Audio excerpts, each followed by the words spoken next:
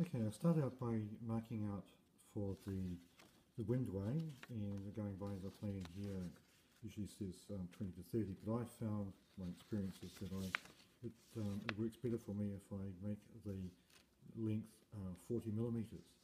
So I start by putting my pipe in the winch here, and to make sure that I'm going to make sure it's going to be cut parallel, put my ruler the full length of the pipe and make a cut, making sure that it's going to be all the way through the centre, and then using my digital calipers here, and of course this is where I bring in my magnifier here, and you can see I've got it set for just over 9 millimeters. That's to allow for my marker, so that on the paper it says it's the windway's cross width is 8 millimeters, but when you're using a marker you find that you lose about a millimeter when you put your pen on there. So what I do is I get my calipers here and just rest them against the line I've got there, and I just get my felt tip and make a mark up here and another one here, and then just get my ruler and join them together so now I know they're parallel. And then what I do is I'll adjust my calipers to 40 millimeters, and I'll just roughly do it, and then I will just make another mark from here. It'll be a little bit more than that, roughly 40 millimeters across there, and get my felt tip here and make a mark across there, and then that shows where what I'll be cutting out of. So you can see here, this is where I've marked out the area that I'll cut out with a hacksaw. This area here, and just up to there, that's the 40 millimeters, and I'll go ahead and do that with a hacksaw. Now I've reversed the position of the pipe on the vise here, so it's facing away from me. I've found with experience that this is a better way for me to cut it. Obviously I'm using my light magnifier, but by resting it here, as you can see here, I'm cutting down towards the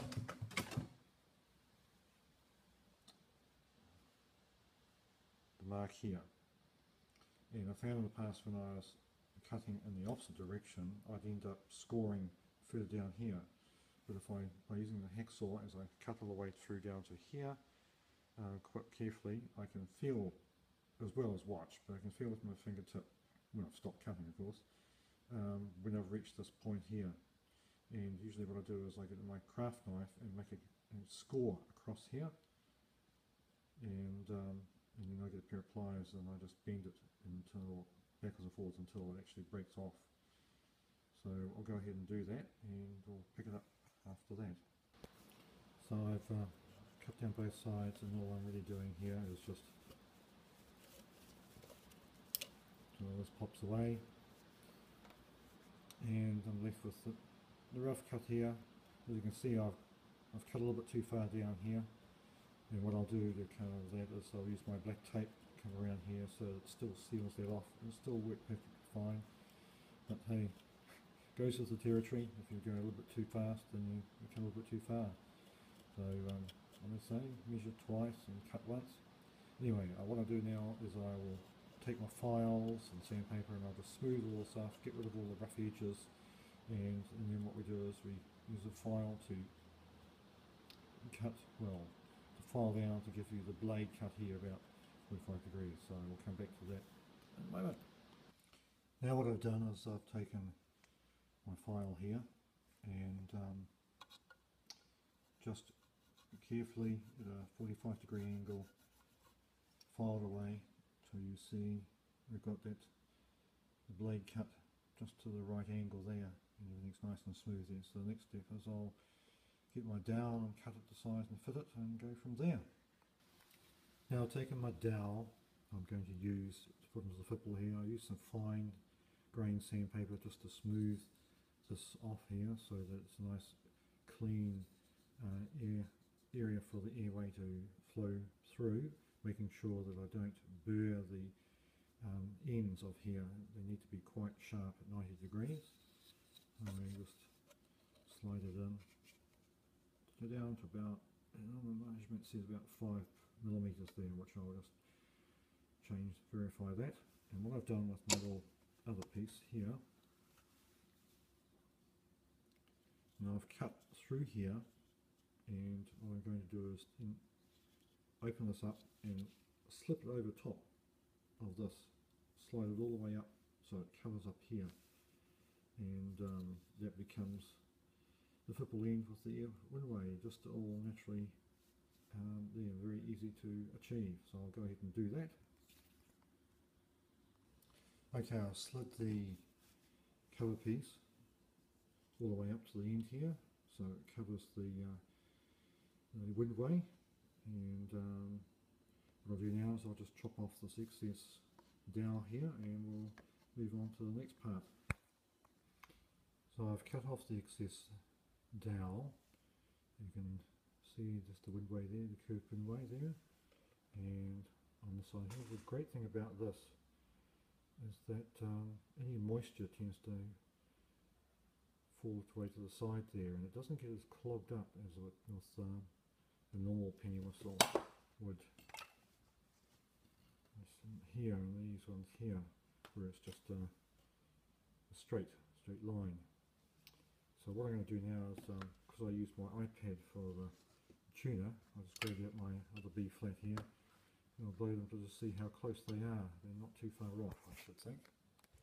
Okay, I've got my commercial B flat penny whistle.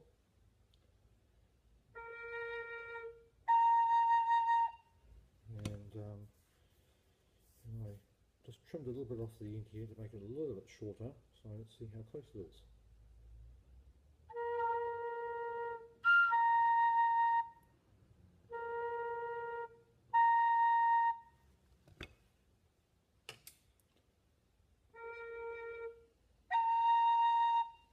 So I did actually use my iPad's tuner, and it's just about spot on with this. So the next step will be to mark out for the hole positions, finger hole positions, and finally just smooth and sand this to form a nice, more natural feeling mouthpiece just there.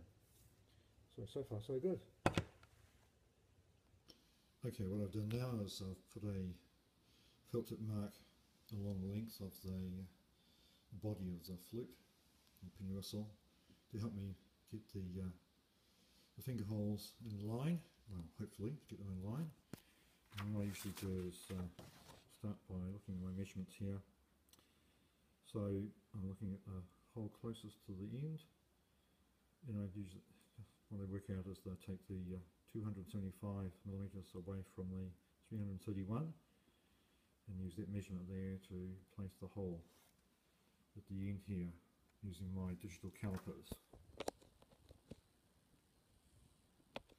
So my first measurement worked out at 56mm from the end of the flute or penny whistle, and I take my punch here and line it up. This is always the tricky part, just getting it so. This is quite useful using the iPad. Yeah.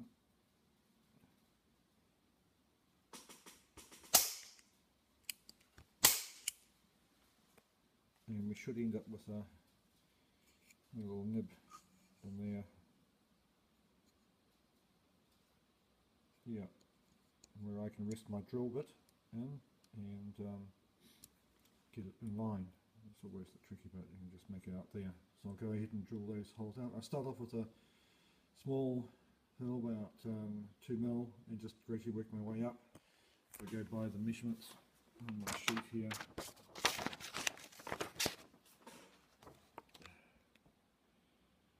And everything, it's 7mm wide, but I just gradually build it up, and as the holes get slightly bigger I go and just blow it and measure it against my tuner, and then just finally run it out. So I'll drill the hole and we'll go from there. So here's my first finger hole. I found that a 6.6mm drill was just bang on. When I did it, tested against the tuner, it was just about bang on the note of C where it should be. So what I'm going to do is just continue to carry on up the body, putting the rest of the holes in and testing them against the tuner as we go along. So you'll see at the end of that little exercise. So I've drilled all the holes for the complete range. As you can see, it's not exactly all in line, but you can't be perfect all the time. So what I'll do now is go in closer and you can see the rough edges of the holes. So I'll need to go through with my file and just smooth those off and sandpaper around the edges, and also run a bit of sandpaper on a dowel through the inside of it just to smooth things off on those finger holes as well, and then move on to the next part. So having cleaned up the holes in here, the finger holes, the next step I'll do is I'll get the hacksaw and I'll cut on an angle through here to give me a rough mouthpiece, and then I've got sandpaper wrapped around the drill bit, put it into my hand drill and just put this in the vise. So once I've cut it, and then just use that sandpaper with the drill to smooth out things, and then use finer sandpaper to do that. So I'll go ahead and do that and see you next. So we've used the hacksaw to cut to the rough shape of the mouthpiece, and so now I'll get this into my drill and the vise, and we'll just run along that and smooth it down into a more comfortable shape from there.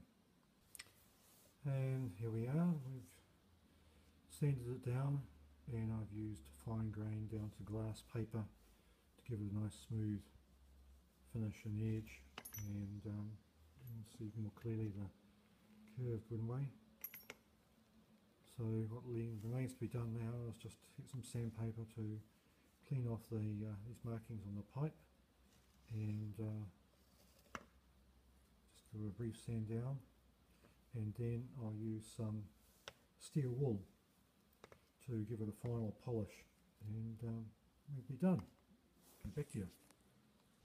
Okay, give you a bit of an unpracticed tune on this one, my B flat.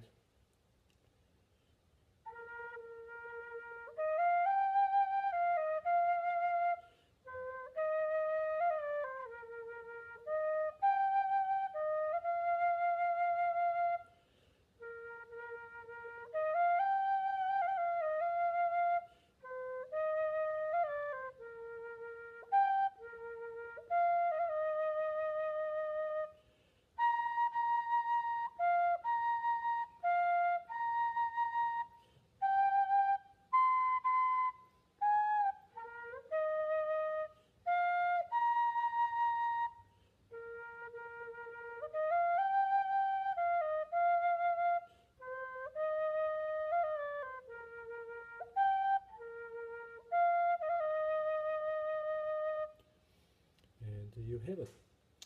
Well, I hope you have found that encouraging to give things a try, and if you've got some sort of disability but you like music and you like to play around with things, it's possible, and just with those little extra helps that I was talking about earlier, I'll put in the description where I found the on the website for the what they called low-tech penny whistle, and which is really helpful in terms of measurements and other instructions as far as construction for the finger holes and just fine-tuning things. Yeah, so enjoy.